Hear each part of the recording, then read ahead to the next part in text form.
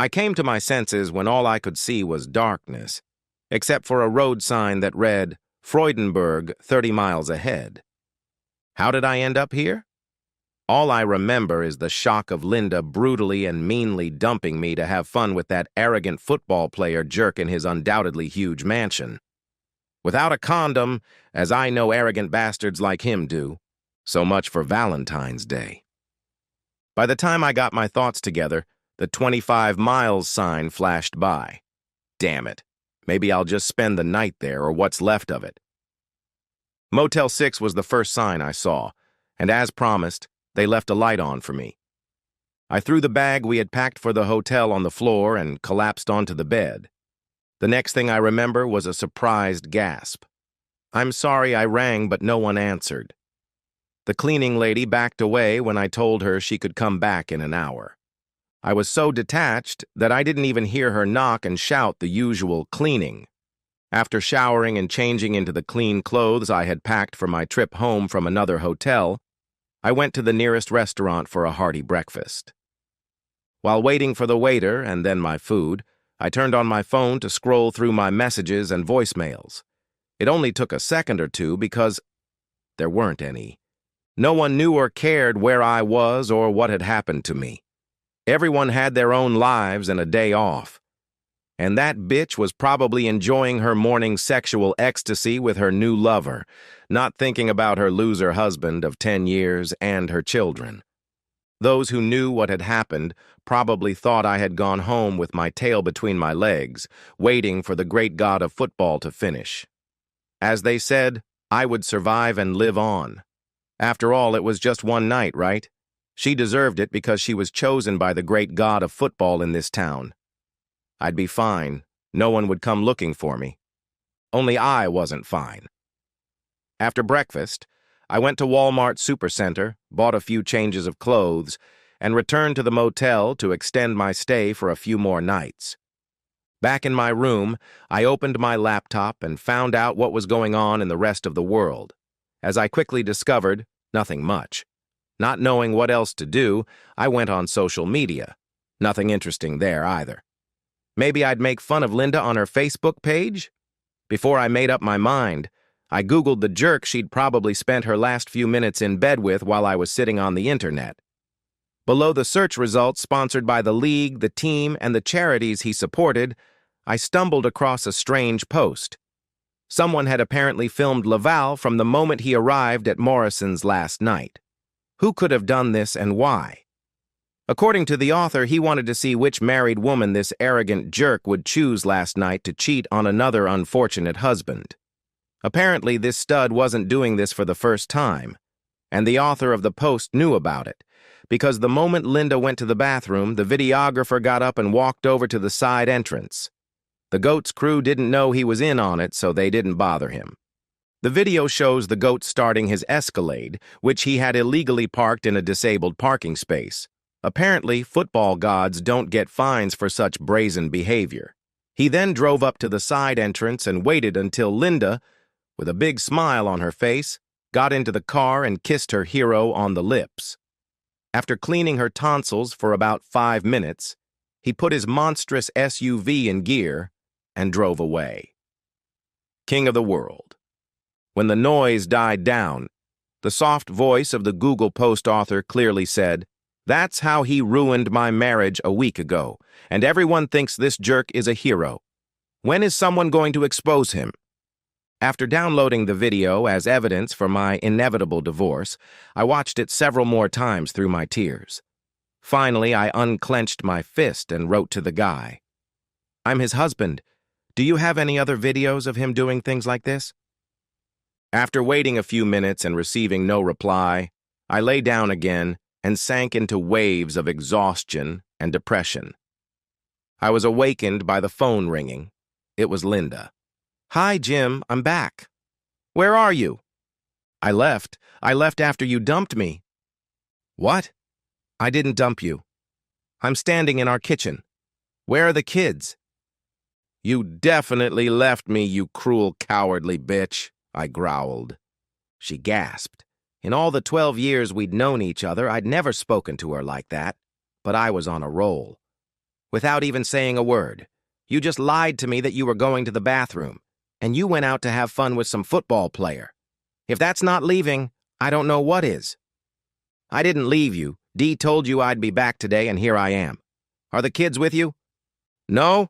I thought that when you finally came back to the planet we all live on, you'd realize you still had responsibilities and come back to them. What, you just left them with Mrs. Porter? Well, yeah. I figured you'd know how to handle it since you're the new expert on absent parents and all that. Jim, stop it. I told you I didn't leave you. I'm in our house, and you're not here. I wish I was here. I'll never set foot in the same house as you again, you dirty bitch. If I thought I was going to make her feel guilty, I was wrong. Oh, come on, don't be dramatic. It was just one night. I'm sorry, honey, I must have missed that part. When you said so categorically that you would kill me if I ever cheated on you, even for one night, I must have missed the part where you said you wouldn't blame me if I did it for one night with a celebrity. After a pause, I continued. Yes, no. On second thought, I don't think I missed anything. We never talked about exceptions. Once, and that's it. Didn't you come up with that phrase? So no, I'm not overreacting. If anyone is overreacting, it's you, because it suddenly suits your promiscuous intentions. You've done your thing, and now we're breaking up, you unfaithful bitch. You can't make and change the rules on a whim. You've gone too far, damn it.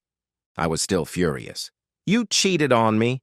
You're cruel and heartless, leaving me there to hang out to dry while everyone laughed at your weak cuckold husband. So number, I'm not coming back. I hope the night of sex with your new boyfriend was worth it because you just destroyed a happy 10-year marriage. You're getting younger, you selfish bitch. Now I suggest you go pick up your kids. Without giving her a chance to respond, I ended the call and turned off my phone.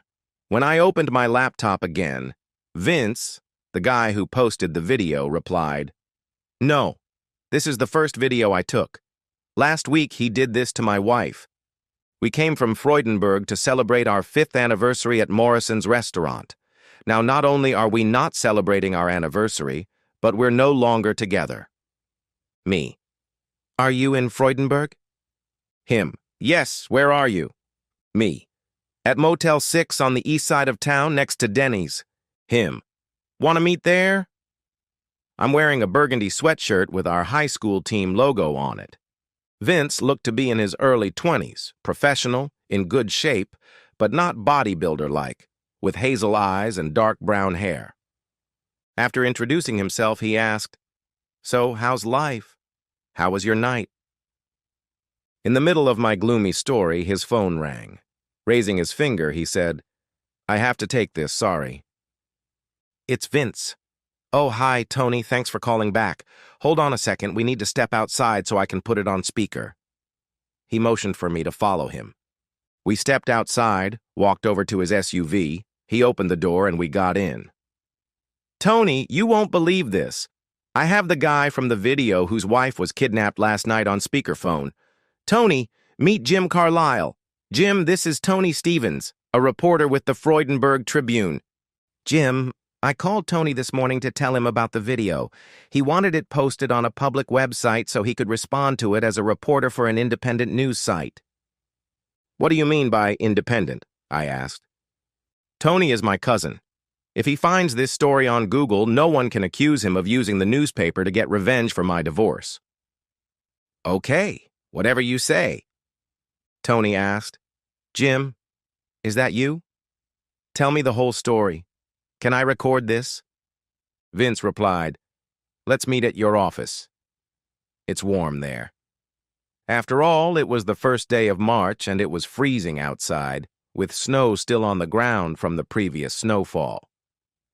To think that such a mind will ever rot away, Tony replied with a laugh. See you there. Tony's office was warm, with coffee, a conference room, and all the electronic tools you would expect from someone working in the news business. After starting the recording, Tony explained that after Vince's altercation with Laval last week, he had been looking for a way to A, prevent this guy from destroying more marriages, and B, find a way to get revenge on him. During my investigation, I discovered that this jerk's main goal isn't sex. If that were the case, he would be hunting both single and married women, but apparently he only hunts married women. Why? It seems like he has some kind of complex and gets pleasure from humiliating other men. In other words, he's a bully, I thought. So his main target last night wasn't Linda, it was me. But why? We don't even know each other. The only thing I can think of is uncontrollable competition. By humiliating the guy who took the most beautiful woman in the room, he confirms his superiority. For the same reason, he insists on driving the women home the next day so their husbands can see who humiliated them. More attractive looks, more fame, more money, and of course his classic $1,000,000 Ferrari. His mission will not be complete until he looks the husband in the eye and sees defeat there. I could only shake my head. What does it say about our society if it not only allows a violent, smug jerk to walk around freely, but also rewards him so excessively? That's probably why he's so good at football, Vince said. He's getting back at the defenders who cover him. He takes it personally. Interesting theory, I said. But for now, Vince's marriage is ruined, and I'm pretty sure mine is too. Someone has to stop this guy. It's ridiculous. That's exactly what I'm trying to do, Tony said. Because of who he is, the league, the team, and the players' union will spend billions to stop any reporter who tries to discredit a key figure in their money-making machine. Turning to me, he continued. Vince's records are great, but for them to really mean something, I need to tell your story. Are you ready? Sure, I've got nothing to lose, I said, shrugging. Oh, you'll be surprised. You'll be humiliated and ridiculed. Your children will be bullied at school with all kinds of insinuations, including that you're a pedophile and a child molester and they're covering for you. You need to think carefully. Do you know a good lawyer? Yes. Despite all the mediocrity and failure in my family, we had an experienced, intelligent, and successful lawyer whose initials were LV. Do you want me to call him? It wouldn't hurt to talk to him. As soon as we're done here, I said. What are you going to do about this story? The second coming of Ray Rice, Tony replied, referring to the 2014 events involving the star running back for the Baltimore Ravens. What do you mean? The NFL commissioner wavered and said, he said, she said, until TMZ released a video of him beating up his girlfriend. That video pretty much ended his career, even though he was one of the best running backs in the league. But no one beat anyone up last night. I know, but that's not the point. The point is that the Rice incident showed everyone that a video of any event becomes more important than the event itself. That's why I asked Vince to back up his words with real video. It may take some time, but once that video hits the internet, Laval's career is over. There are 6 months until the start of next season, enough time to prepare his coffin.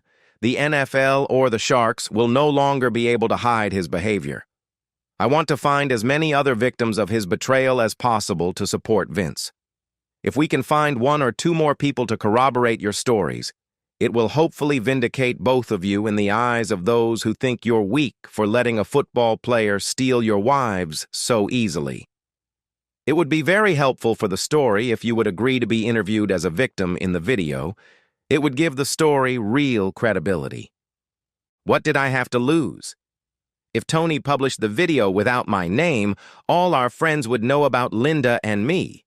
For our children, that would be no better than if our names were made public and I told my story in detail. Okay, let's do it. Around 5 o'clock, Tony finished his story and shot a 20-second teaser to send to TMZ. Why? I asked. You have everything on the website. But no one will see it. TMZ has hundreds of millions of viewers. I'll ask them to add a link to our article for those who want to know more. They need views on their site. If we publish the video ourselves, they save a few cents. It's a win-win. If I send it tonight, they'll be ready to release it tomorrow to their audience, as well as to the national media, which will be hungry for news on a slow day. No one could argue with that logic. Armed with a copy of the video, I went to another room, opened my laptop, and sent it to LW with a request to call me. 10 minutes later, the phone rang. "How the hell did that happen?" he asked. "Good evening to you too, Uncle," I replied. "It was just like you saw in the video. We were going to celebrate a belated Valentine's Day because it was canceled on the actual day due to snow, remember?" Damn, I can't believe Linda would do that. Did you two have a fight? Not at all. On the contrary, just a few minutes before, she told everyone at the table that she would only dance with me all evening. I'm even more surprised than you are. Just like that, cold-bloodedly, she left to spend the whole night with that jerk. She didn't even lift a finger to take her coat. What are you going to do, son? First, we're going to send the video to TMZ so they can show it tomorrow on national media. Given their reach and his fame, we expect most of the country to see it by dinner time tomorrow. Then I hope you can sue the NFL, the Sharks, that bastard, the club, and all the charities and companies that sponsor him. So that's how I'm going to spend my retirement savings. You do realize that the chances of getting any money out of those pigs are pretty slim, right? Maybe. But if anyone can squeeze some money out of them, it's you. However, my main goal is to expose this bastard and destroy his career. Okay. But exposure can backfire very quickly. Do you have a PR person who will coordinate your response? I hadn't even thought about that. Do you think I need someone like that? You bet. You'll get hundreds of requests for live interviews. Their lawyers will grill you and try to get you to say things they can use against you. They'll be like a pack of piranhas eager to destroy you. Do you know anyone I could find on such short notice? Actually, yes. She's been in PR for over 10 years and knows hundreds of good people. Her name is Tanya Farnsworth. Would you like her contact information? Yes, please. A few minutes later, Tanya and I were talking on the phone. I walked into Tony's office. "Man, I want you to meet my new PR person." "Great. I'll just finish sending this and upload it to the website." I introduced Tony and Tanya and sat down while they talked in jargon I didn't understand. After a while, they put LV on the conference call, and the three of them made a plan. When their meeting came to an end, Tanya wanted to talk to me, and I returned to the office Tony had given me. "I need to be closer to the action. Are you back home?" "No. I'm in a neighboring town, staying at Motel 6. Book a room for a week starting tomorrow at a decent hotel with 3 or at least 2 bedrooms and fast Wi-Fi. Don't worry about the money. We'll sort everything out soon. I'll call LV and ask him to join us. The next few weeks are going to be crazy, and we all need to be together to keep things under control and on track." "I don't know. Listen, this is no time for small-town modesty. There's no time for nonsense. You just made Tony declare war on billion-dollar superpowers, and you have no idea who they really are. Those guys eat simpletons like you for breakfast, and then they order the main course. We'll find a place for our headquarters within a week, so be ready." When we hung up, my head was spinning. In less than 24 hours, my life had gone from preparing for a small, cozy Valentine's Day celebration to a national media and legal war. It was like I had just sat down in a movie theater. The lights went out, and the biggest blockbuster of all time was about to start. Only I didn't have any popcorn. TMZ did what it does best. It created the biggest scandal in sports history. LV sued the league, the team, the union, the hotel, Morrison's, the group of attackers who threatened and pushed me, the city for not stopping the known abuse earlier, the companies whose products this jerk advertised, and the charities that traded his fundraising for a good name. Deep pockets, as far as the victim's eyes could see. Tony used his newspaper's interest in human interest stories to invite all previous victims, husbands and wives, to come forward and join a possible class action lawsuit against the star for the pain and damage caused. The prospect of $1 million or $2 made 11 more people swallow their pride and speak out. Every day brought new revelations. Tanya recorded all the meetings with people who approached me to ask me to abandon my plans or tone down my rhetoric, and passed the recordings on to LV and Tony, who turned the saga into a daily column about the rich and powerful, parodying the ordinary citizens of this world. Linda was criticized for her betrayal. Other wives whose names were revealed were condemned for shamelessly abandoning their husbands, but they did not have dramatic videos documenting their reckless and deliberate betrayal. When Linda's parents got dragged into the mud, they accepted her, but they never let her forget how cruel and cowardly she had been. The kids, as I had hoped, got over it pretty quickly once the money from my award started rolling in and I was able to take them on vacations to Disney World, to a ranch, and on a camping trip. Buying toys didn't hurt either. Sure, it made Linda look like a loser, but hey, she started it. The important thing is that we had a good time together. As it turned out, I learned from several husbands in our circle of now former friends that in the early days, Linda bragged to other wives about what a fantastic night of passion she had had. Apparently, that bastard had pleasured her all night long. I was so hurt I can't describe it when I heard her say I was worthless in bed. Maybe the other husbands in our former circle exaggerated those comments to tease me. I'll never know. But their words only strengthened my resolve to make her pay. And in time, she did. Outside of this small circle of friends, everyone she knew turned their backs on her, many with insults. Mrs. Porter refused to babysit the children of a cheap whore. The parents of other school children avoided her and scattered when she approached the group. Dee and Dave divorced after she told him about her desire to do the same thing Linda had done. Later, Dave apologized to me for not standing up for me. I didn't care, but since he had bought the beer, I told him it was okay. Several national talk shows invited other victims of Tony to appear on their daytime programs. One couple even dramatically reconciled when he realized that she had been seduced by a professional whom no mortal could resist. There were too many victims for Bastard to respond to each of them personally. His initial reaction was typical of a politician: deny, deny, deny. However, after his third tearful confession, it became clear that he was guilty as sin.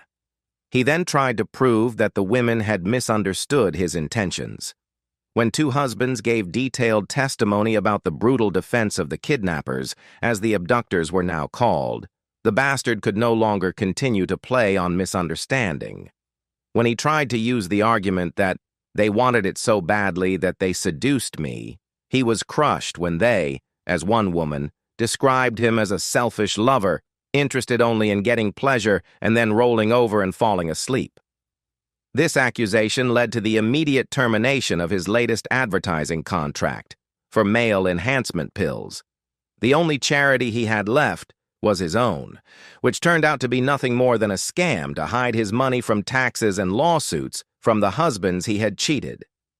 When it was discovered that it was not actually involved in charity work, its tax breaks were revoked and he was ordered to pay millions in back taxes. Mark Laval was forced to retire after one of the men he had defrauded decided to take revenge the old-fashioned way, smashing his family jewels and breaking his knee and several fingers. My lawsuit and several others completely ruined him, and he ended up selling used cars in Logan, Utah, his hometown. LW passed my divorce case on to a friend of his, who quickly got rid of Linda. He also made sure that I didn't receive a penny of the money from the lawsuit until the divorce was final. Tired of the bad reputation in our neighborhood, I moved to Hawaii. Life on the islands was expensive, but living with Tanya more than made up for it. Yes, when everything settled down, she moved in with me, and we got married. Our first child will be born soon, and we have made a conscious decision not to find out the gender. Linda and the children moved to Fresno, California, where no one was interested in her past. I paid for frequent visits. The children preferred to see me in Hawaii rather than Fresno. No offense, dear residents of Fresno. One day, several years later, Tanya and I flew in with the kids, and as I handed them to Linda, I asked her, "Was one night of sex really worth all this?" She looked at Tanya, tears welling up in her eyes, turned, and walked away without saying a word.